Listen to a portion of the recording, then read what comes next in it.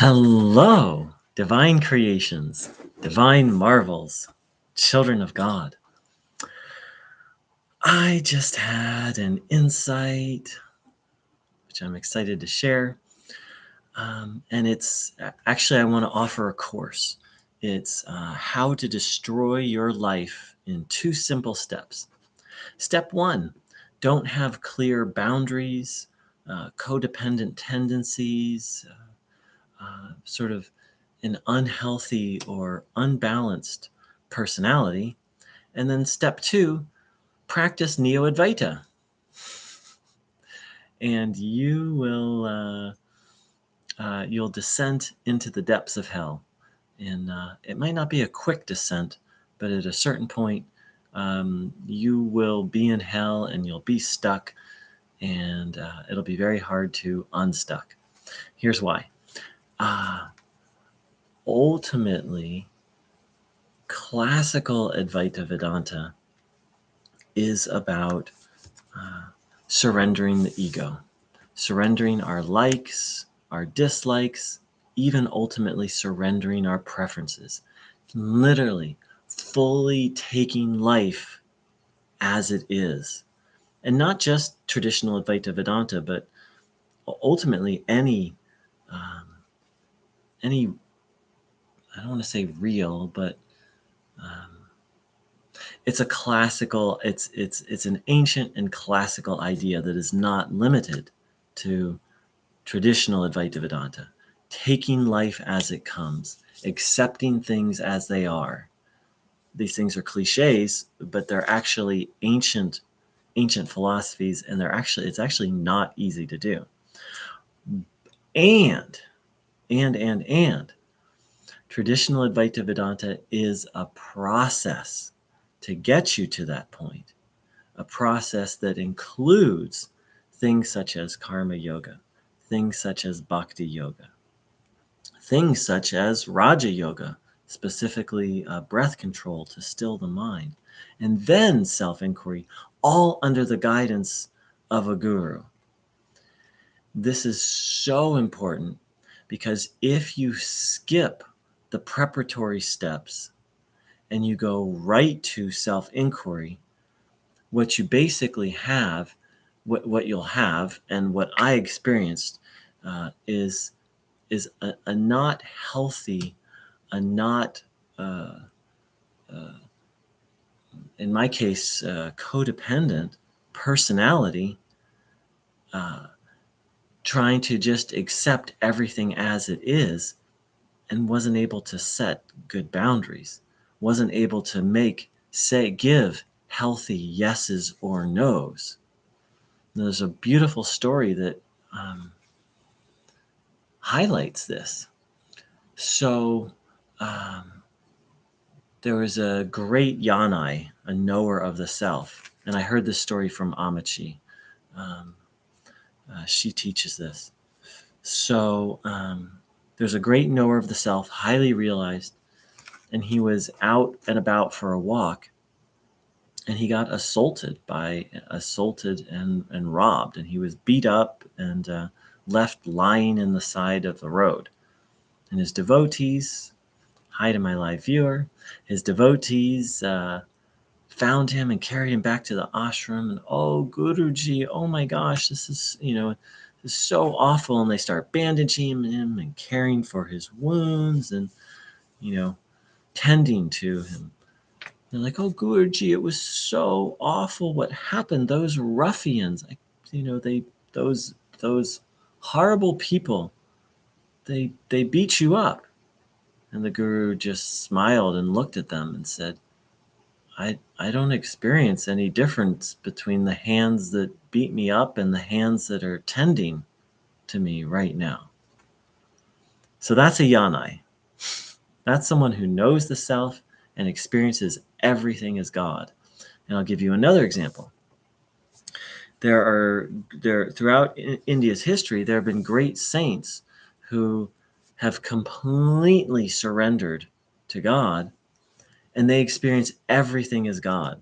So it's like if a person came up to one of these people and said, like, stand on your forehead and say, and stick out your tongue and go, they would just do it, because for them, they're in such a high, I don't want to say high, such a certain state of surrender. It's pretty high, that everything is God. And some random person coming up and saying that for them would be God. And so so when those beings are recognized, they're literally surrounded and protected by a group of devotees. Because otherwise, they'll be taken advantage of by ruffians, by less than ethical beings. Um, so I hope maybe you can see how all this ties into non-duality. If I call it premature renunciation, if you surrender your likes and dislikes, if you surrender your yeses and nos before you're ready, it's going to be completely traumatic. It's going to be completely traumatic. If you surrender, but you're not actually surrendered, it's like premature surrender or fake surrender. Before the personality or ego is ready to surrender, life is going to become a living hell. You're not going to know how to say yes and no in a healthy, balanced way. And I speak from my own experience. I'll just say I wasn't able to. And a person who does this won't be able to give a healthy yes or no. They're going to be caught in this trap of everything that happens is God happening to me. They're going to have that reality in their head, but in their heart and in their gut, in my heart, in my gut, it was like, I don't like this. I don't want this, but this is God. So I have to accept it. And so I accepted unacceptable behavior. I accepted abusive behavior. I accepted, and I'm abusive. I mean, not so much, not often, but occasionally accepted abusive behavior. I wasn't able to discern when people were treating me well or unwell because I was surrendered, but not really.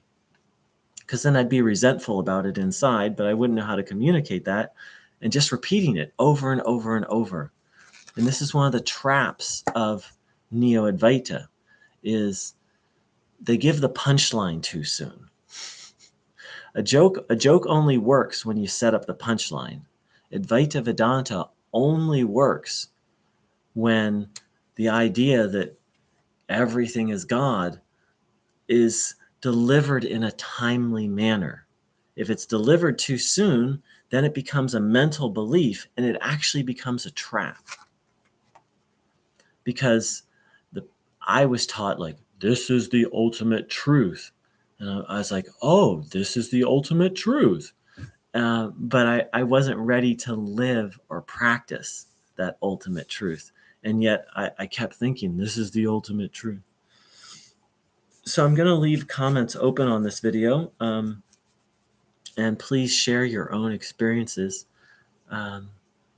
It's okay if you disagree with me, but if you disagree with me in a disrespectful manner, I'm going to make fun of you, make a video, make fun of you, and then block you. Again, it's okay to disagree with me, but if you, reason why I turned off comments was there was just so much disrespectful disagreement. If you can respectfully disagree with me, then let's have a conversation. But I'm an empath. That's another thing that they don't tell you in Neo-Advaita.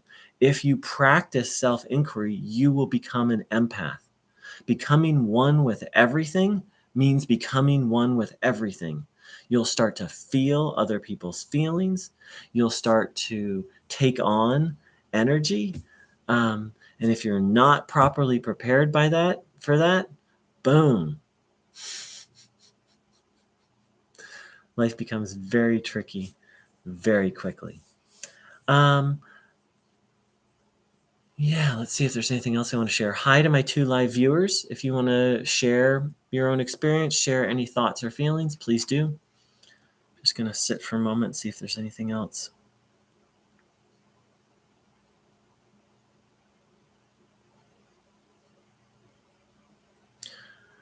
So again, yeah, to my live viewers, please feel free to share anything you'd like.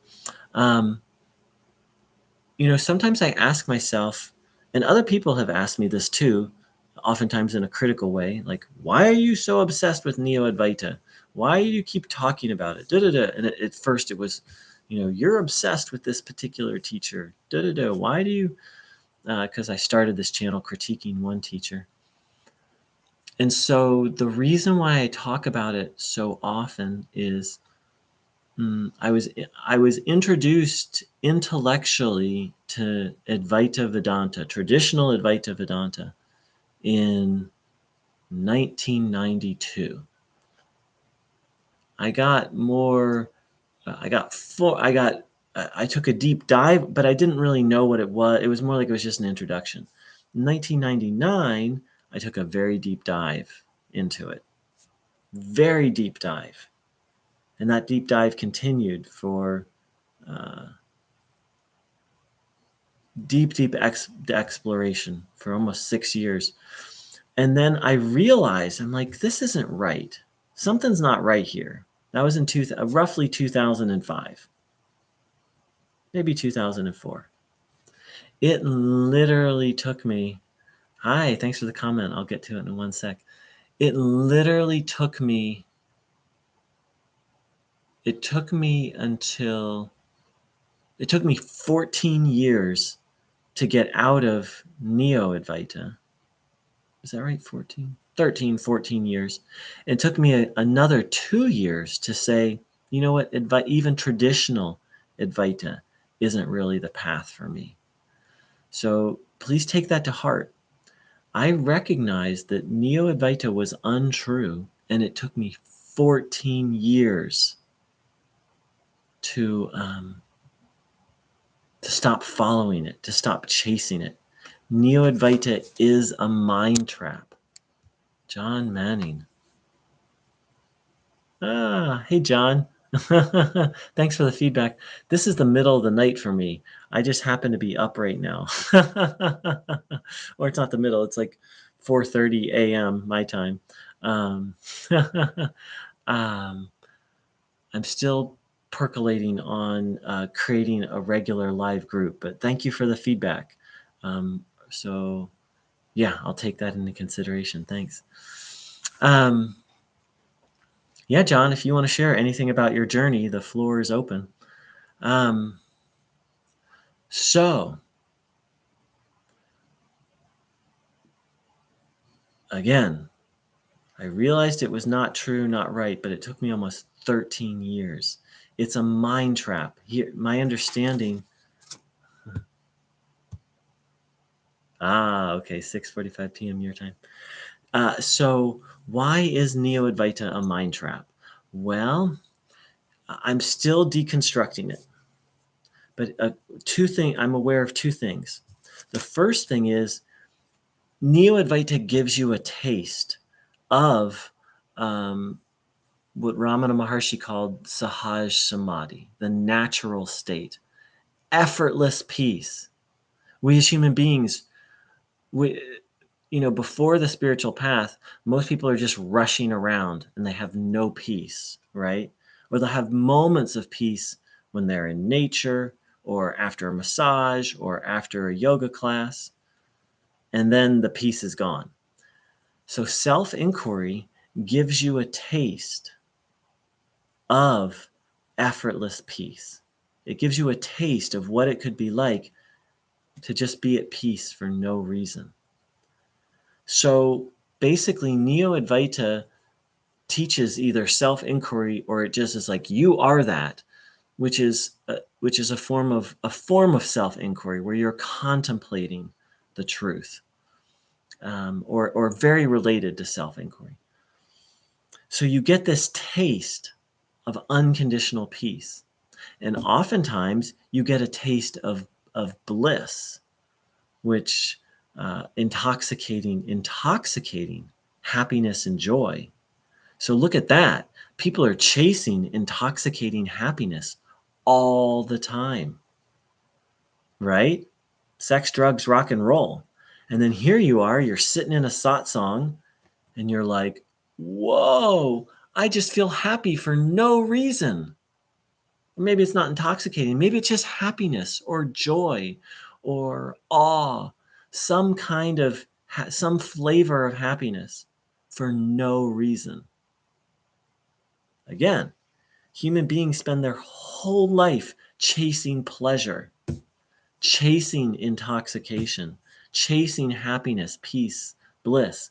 And then here you are in a satsang and you get some bliss and you're like, I'm just sitting here. Sometimes it's just because anyone who has awakened Kundalini radiates that energy and other people can then feel that. So either the teacher's like radiating some Shaktipat, or they teach you self-inquiry and you're like, whoa, what's happening? I feel so good for no reason. Or their philosophy quiets your mind for a minute and you're like, oh, I'm not my mind. And there's this like deep peace. So that person, so I had that experience, and then simultaneously I had this teacher saying, and this is the ultimate truth. And all you need to do is inquire. And I was like, wow, well, I just had this profound experience. I'm having this peace, bliss, and joy that like I feel so good. Like I'd give everything away just to live in this. And this teacher is saying all I need to do is inquire or just recognize that I am this bliss, and then I can be done and I can just be blissful forever. And the trap zhunk, has sprung, my friends. The Neo-Advaita trap has sprung.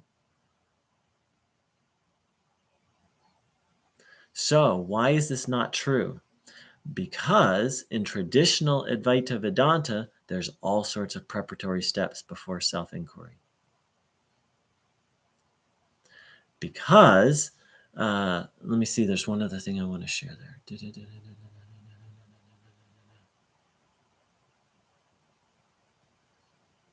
See, a Neo-Advaita teacher can give you a taste of the truth, and they can talk about the destination.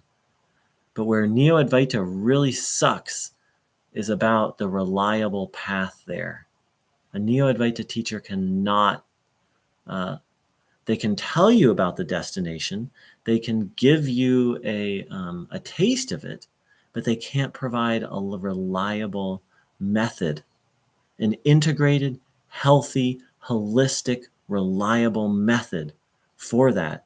I went to one Neo-Advaita satsang. I went for literally 20 plus years.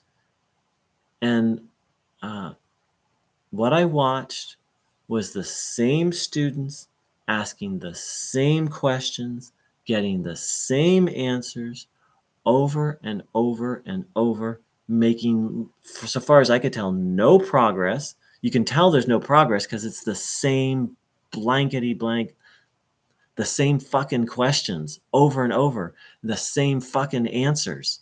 People, and this particular teacher could like blast Shaktipat. Blast. I don't know how, I don't know why. It's a mystery. Shaktipat's a mystery to me. And by Shaktipat, I mean spiritual energy.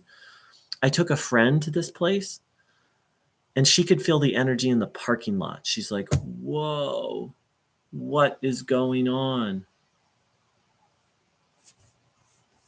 People who, I mean, the first time I went to that place, I almost fully left my body. I was just sitting there meditating, and like I started to leave my body, which is not an experience I've had often. I don't know that I've ever. Yeah, like it was just like this, like energy vortex. And so people have, and so these profound, so the short version of what I'm saying is you have this profound experience and then it's like, oh, this is the truth. Or, oh, this teacher is teaching the truth. Doesn't work that way. It does not work that way. I hate to be old school about it, but you basically have what I realized I had to do is I had to educate myself in the classical scriptures, particularly the Bhagavad Gita. And if someone was teaching something opposite the Bhagavad Gita, I was like, "Fuck you." That's my attitude now. It took me like 15 years to get to this point. But if someone's teaching something that completely contradicts, sure, maybe there's some details, but it's like, nope, you've created your own religion. Thanks, but no thanks. And I don't even listen to Advaita Vedanta, classical Advaita Vedanta anymore, much less Neo-Advaita. Yeah, the greatest protection against Neo-Advaita is study of the scriptures. And I never thought in a million years, because I was such a do my own thing, follow the flow kind of guy. And there's some value to doing your own thing and following the flow. But if it's not grounded, then it's not grounded. If it's not grounded in, well, that's just the point I came to in my journey. It's like if what they're teaching is radically different than the Bhagavad Gita, then thanks, but no thanks. Actually, it's fuck you and no thanks. And I say fuck you because Neo-Advaita is dangerous. I've said it before and I'll say it again. Took me to the brink of suicide. Took one of my closest friends to a complete nervous breakdown. Took his brother to a psychotic break, a complete break with reality. Dangerous stuff. Hi, you've got 3 live viewers. Any comments are welcome, or you can just say hello. So the other reason why Neo-Advaita is so dangerous is it's addictive. So Ramana Maharshi said that self-inquiry is only for people who have no interest in the world anymore. Now that doesn't no interest, and so I'm going to add to that, no interest from a depressed place doesn't work. If you're like, oh, I'm depressed, life sucks, I don't want anything to do with the world, that doesn't work. It's got to be from a sattvic place. That's a tamasic place. Now, it's one thing to be heartbroken. There's a very big difference between heartbreak and depression. Depression is tamas guna. That's the other thing. Educate yourself about the gunas. I educated myself about the gunas, the 3 qualities of the mind, and I educated myself in the Bhagavad Gita.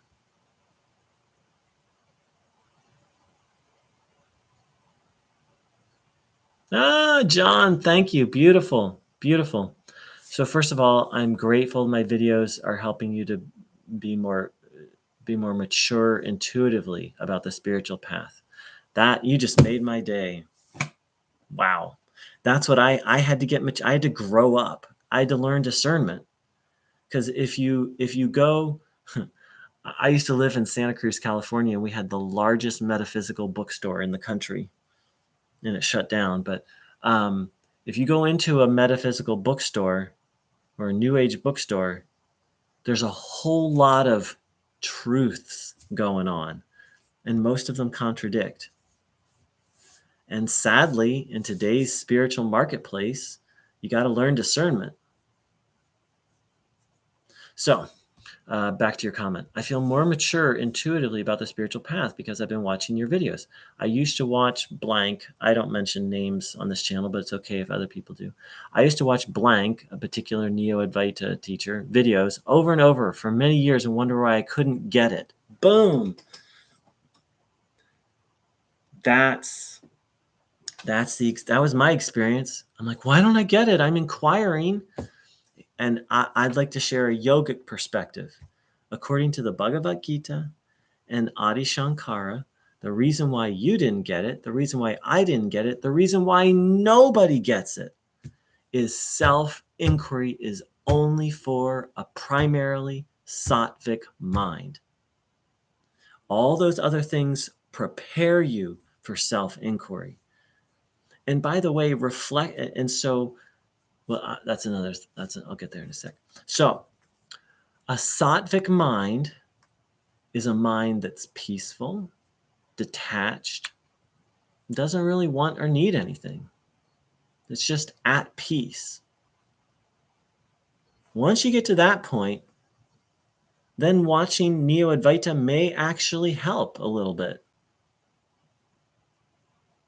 Maybe, but I don't even want to say that. Then you're ready for self-inquiry.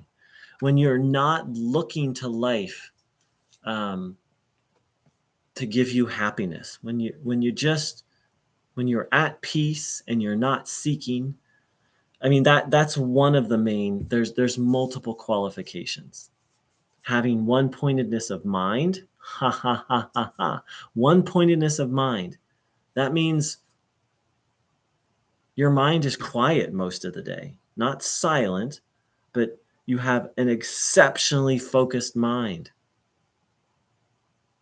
So there's like 8 qualifications according to Adi Shankara, and those are just 2 of them. So that eliminates like 99.9% of the people at Neo-Advaita satsangs. That's why you didn't get it, John. That's why I didn't get it. That's why no one's going to get it. Let me see if I can find, actually, one moment. I have a book that lists Adi Shankar's. Please bear with me. I'll be right back.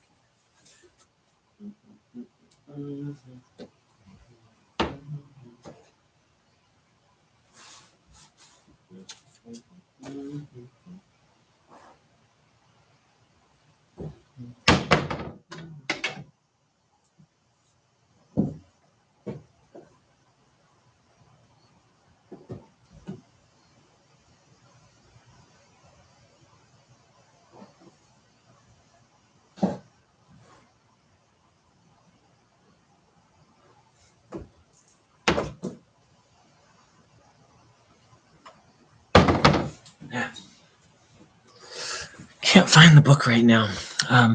It's so funny. As I was looking for the book, I'm like, oh, how very old-fashioned and scholarly. You're going to read something from a book, and who needs books?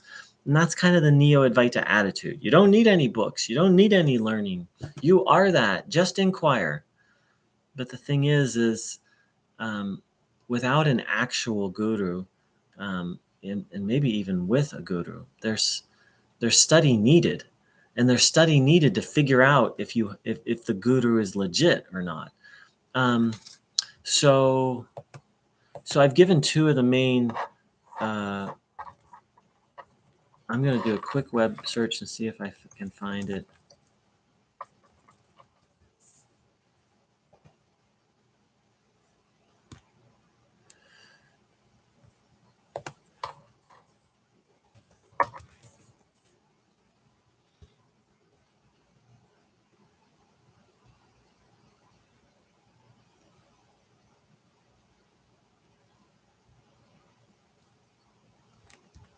Yeah, just bear with me one moment. And once again, if anyone wants to share any comments, please do.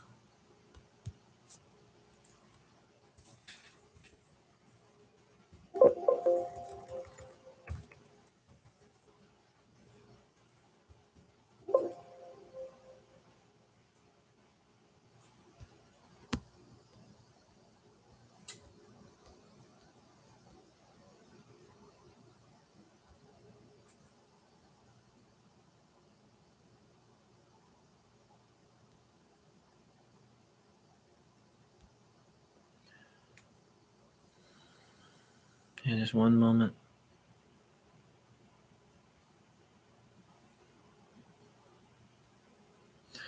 Okay, I can't find what I'm looking for, but I found a great article which I'm post.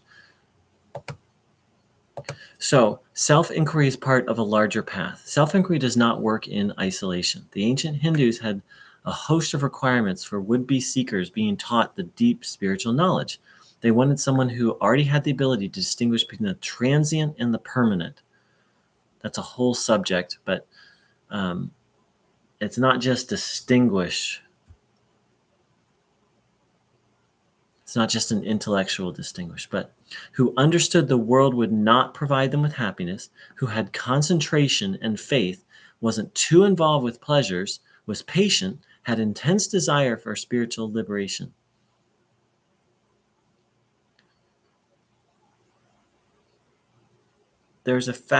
there is in fact a key requirement for self-inquiry, and that is a quiet mind. A quiet mind is a mind that is not overrun with distracting thoughts. So that's what I was talking about, and which can therefore concentrate on the meditative practice of self-inquiry.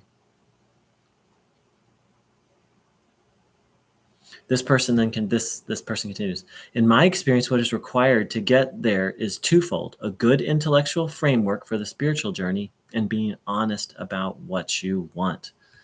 And that's the thing. So this person's saying, yeah, you need a little, I'm going to post that here. And be cautious with this page, because this page then after that goes into a lot. It's mostly about self-inquiry. So if you don't meet the prerequisites, then stop reading there. And this person, anyway, that part of the article, self-inquiry is part of a larger spiritual path. Read that, and then stop reading if you don't meet the requirements. So you have to be honest about what you want. If you still want things in the world and you practice self-inquiry, welcome to hell. Welcome to hell. It's going to split you right in half. It split me right in half. On the one hand, I said, all I want is God. All I want is liberation. On the other hand, I wanted sex, drugs, rock and roll. Not really, but I wanted, yes, sex and partner and my life purpose and creativity and to travel. And so those desires aren't bad and wrong, but I just didn't want them a little bit. Like, I really wanted those things.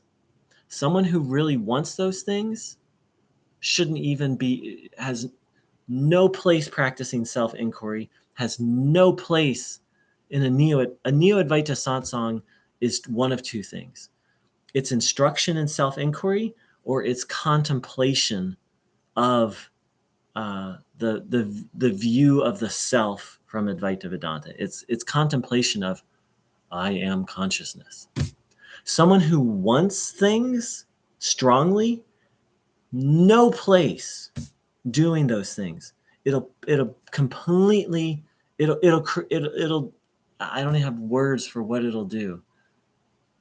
It'll destroy your, not destroy, but it'll make you so unhealthy as a person, because it'll split you in half. It's the whole, it's the spiritual equivalent of, puritanical attitudes towards sex. It's like, on the one hand, like, I want sex. I want sex. I want sex. And on the other hand, sex is bad. No, I don't want sex. I just want God. It'll just it'll make you crazy. Not so much crazy and like seeing things, but it'll make you unbalanced. That's self-inquiry, Advaita, not Advaita Vedanta, Neo-Advaita, contemplation of the self, or self-inquiry before you're ready. So I really like this guy's article. He talks about, again,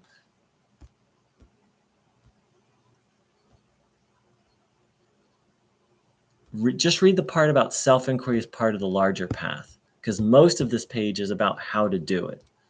And that can get you in.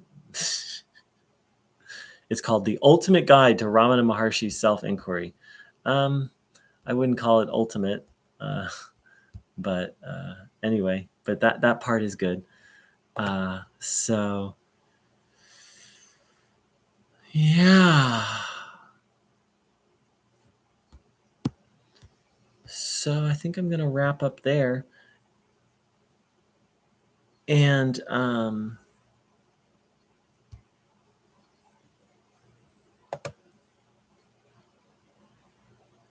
really grateful so many people joined in.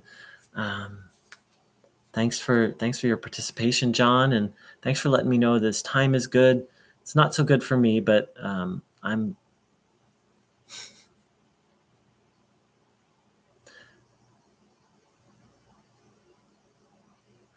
beautifully said. John wrote, it's like telling a depressed person to just snap out of it. It won't happen, blank. It won't happen. Blank would make out that I could become free just by accepting that I am already free. Yes, blank. That's funny. The Neo-Advaita teacher. The Neo-Advaita basically says, hey, if you recognize you're already free, you'll become free. For someone who already has, Ramana Maharshi said that spiritual aspirants are three kinds. Gunpowder, gunpowder, I forget. But in essence, gunpowder is like they just hear the truth once and they realize. Next is they hear it and they just have to reflect on it for a little bit and they realize. And the third kind, years of strenuous spiritual effort. So Neo-Advaita theoretically could help someone in the first two categories. But again, we're talking about someone who has a primarily peaceful mind, isn't looking for happiness in the world, just wants God, doesn't really want anything else, very detached from the world, a healthy, balanced personality, probably has the attitude of karma yoga already built in, like how can I serve, how can I contribute, already has deep love for God, and doesn't really want anything, just wants God and to serve. Maybe Neo-Advaita could help such a person. The rest of us, it's a world of hurt. So, this was really wonderful. Thank you so much for joining in.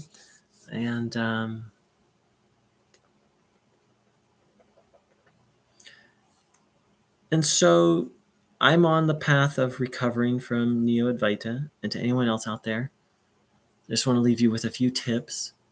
Spending time in nature is really good. Journaling is really good. I found cognitive therapy, which is a way of working with negative thoughts, really helpful. Exercise, walking, moving the body. For me, studying qualified non-duality, Vashishta Advaita, was very, very helpful. As I said, studying the Gita, completely cutting off from any people who are into Neo-Advaita or actually, into Neo-Advaita. And obviously discontinuing going to satsangs and watching videos. And swallowing the hard pill. I've come to the conclusion that 99.9% of the spiritual stuff out there is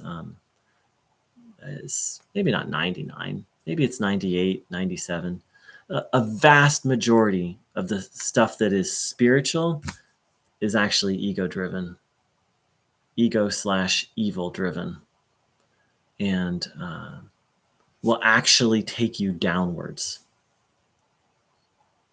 So it's a hard pill to swallow. And it's still a hard pill to swallow. Yeah. And honestly, not honestly, but it's a little vulnerable to share. Like going to church, like I was raised Christian, and like just going and like listening, and you know what really has been the biggest thing for me? Just getting back to basics. Like, no, I don't go back. I'm not going back to church and thinking Jesus, the Bible's perfectly true, and Jesus is the only way to salvation. But those are the more like rabid. Obviously, I didn't go to a rabid fundamentalist church, but just hearing things like God is good and it's good to be grateful. It's good to pray. It's good to pray for those who harm you. It's good to help people. Just like the nuts and bolts of a healthy spiritual life that Neo-Advaita not only throws out the door, but Neo-Advaita will criticize things like that. That's how sick Neo-Advaita is it criticizes healthy behavior, and it criticizes healthy spiritual things. So yeah, just go, and I would feel the presence of God in church And oddly enough, I went and hung out a bunch. I went to a lot of Catholic masses, and obviously, I'm not gonna. The Catholic Church has issues. Like I'm not here to promote the Catholic Church, but it's really profound. There's a whole lot of goodness there, and there's a whole lot of stuff I don't agree with and don't resonate with. And there's a whole lot of I was shocked, and to feel the presence of God in the Catholic Church was pretty healing for me. And I would go and I would kneel before statues of Jesus, kneel before statues of Mother Mary, just be like, please help me. And I felt something. I felt something good. And so I think maybe what I'm saying is um, one of the things with Neo-Advaita is we get a hit of spirit. We get a hit of God in a Neo-Advaita satsang. I'm not denying it. I'm not denying that there's a good energy. What I am denying is that that's the only place to get it. And that because Neo-Advaita becomes very exclusive very quickly. Like, this is the ultimate truth, and just do this. But that same experience or a similar experience can be had in nature, can be had in a church, can be had dancing, laughing. Gotten into laughter yoga. So those are a few things that have been really helpful for me. Just being like, please help me, God. Like, just simple prayers. The word God doesn't resonate, just be, please higher power. Or please help me consciousness. Please help me Ramana. Okay, I have a funny story.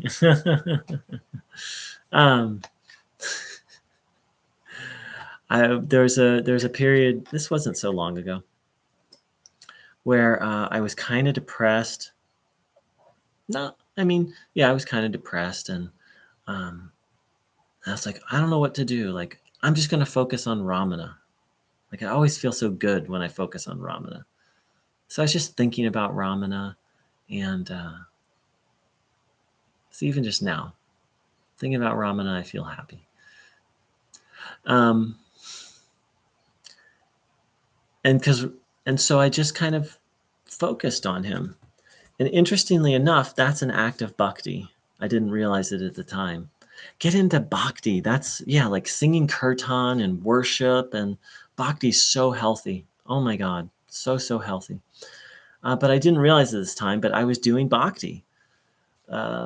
Because, Advaita Vedanta is all about the formless, whereas qualified non-duality, or even duality, there's a lot of dualistic religion out there. It's all about form and worshiping a form. So, and there's nothing wrong with that. And traditional Advaita actually encourages it. It's part of it. So I was just focusing on Ramana, and I just felt such deep peace. And I was like, I want to have sex.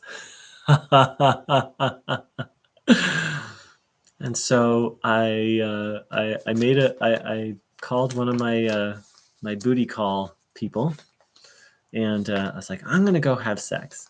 And so as I was driving there for my booty call, I was just focusing on Ramana, and then I got there, and she wasn't ready. She needed a little more time to get ready, and so I just kind of like laid on the bed, and I just was like thinking about Ramana. And I'm like, this is so strange. Like I'm about to have a hookup. Like this wasn't a committed relationship, and I'm just meditating on Ramana. But it just felt so good, and I felt so peaceful, and then it was like.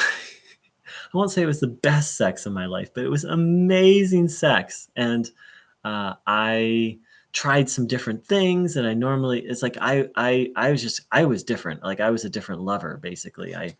Um, and it was I don't know how or why, but somehow focusing on Ramana helped me to have really amazing sex. So, but the thing is I wasn't focusing on Ramana I realize it now that I was doing bhakti. And so I guess practicing love makes you a good lover, because I was it was I don't want to say I was a good lover, but it was the best time she and I ever had together, and it was a very memorable sexual experience for me. I hope for her. And so yeah, if you don't know what to do, just look at a picture of Ramana and stay out of your head and stay out of the philosophy. Practicing self-inquiry, thinking about, I'm going to make another video, and the video is going to be like 30 seconds, and the video is going to say this: practicing self-inquiry, studying, um, reflecting on the highest part, the final part of Advaita Vedanta, just that part of conscious, like you are consciousness, that's your true nature, the world is unreal.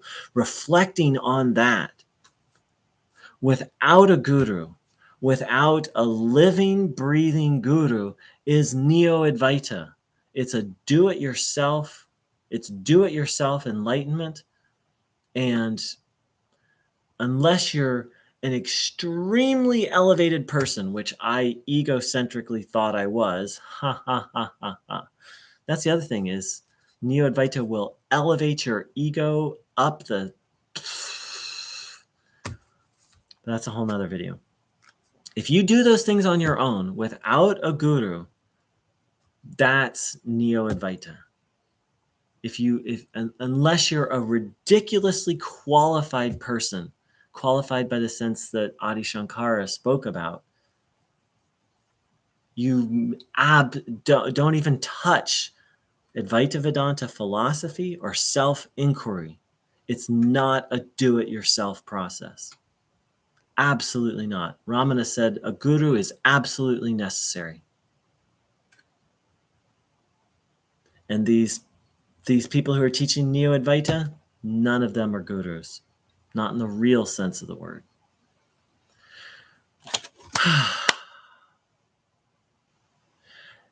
I just can't stop. There's 4 people on, and there's just so much to say. So there's a huge void. Stepping away from Neo-Advaita will left a huge void in my life. And so that void has to be filled. The way I filled it is with service and volunteer work and practicing bhakti, getting in my body, picking up hobbies, getting counseling, and taking on the attitude of, okay, God, I'm here to serve. What would you have me do? The original 12-step program, which is very different than the modern version. Let me see if I can find. I have another channel. Ha ha ha. I have many channels. I'm gonna share a video here on the 12 steps that I made. The original 12-step program, very different from the modern version.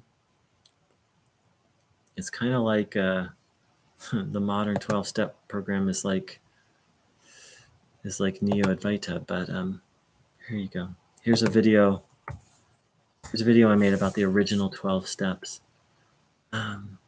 It's not been easy, and it still isn't easy. I still struggle. But all of you help, and this channel helps. So yeah, just be mindful that Neo-Advaita, it takes up a lot of our life, a lot of headspace. So if you step away from it, you got to put something else good there. And I've offered some suggestions. I'm going to leave comments open on this video. Please share what's going on for you in your recovery journey, or please share what's been helpful for you. And again, you want to disagree with me, great. Disagree with me, but do it in a respectful manner, or I'm going to make fun of you. I won't make fun of you by name, but I will make fun of your comments in another video, and I'll block you. Like, I don't Like I'm done arguing with people. I'm very open to discussing, and I'm done being insulted. I don't mind being insulted, except I'm an empath, so like that, I take in the energy. So thanks so much for joining in.